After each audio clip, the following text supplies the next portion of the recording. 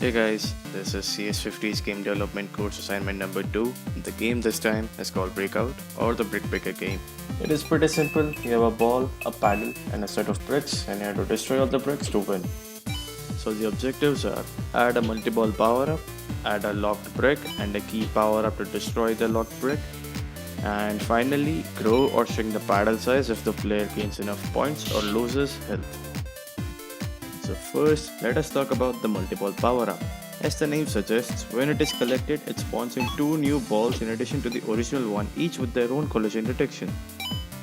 So here's how it works. In the power-ups class, there is a function called powerups.addBall, which takes in x, y, dx and dy as the parameters, and based on those parameters, it generates slightly randomized set of values assigned to a ball variable and returns it. And in the play state, the values of the first ball in the main ball table are sent as the parameters, and then the returned ones are added into the main ball table. So now let us talk about the locked brick and the key power up.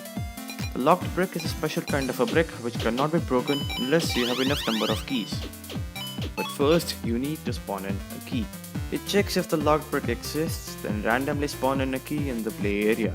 And when you have collected enough keys, that is more than 2 in this case, you can break the locked brick and you get a really generous bonus.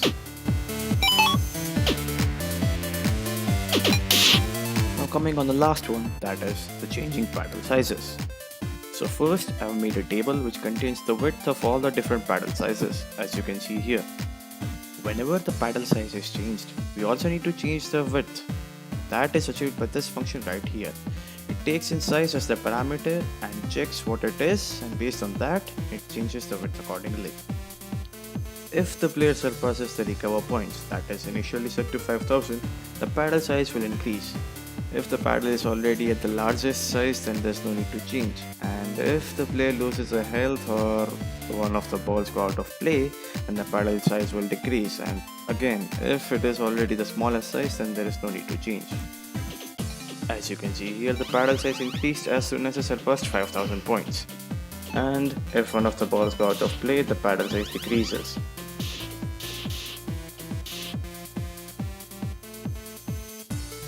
That was my assignment. Now here are some facts about the game.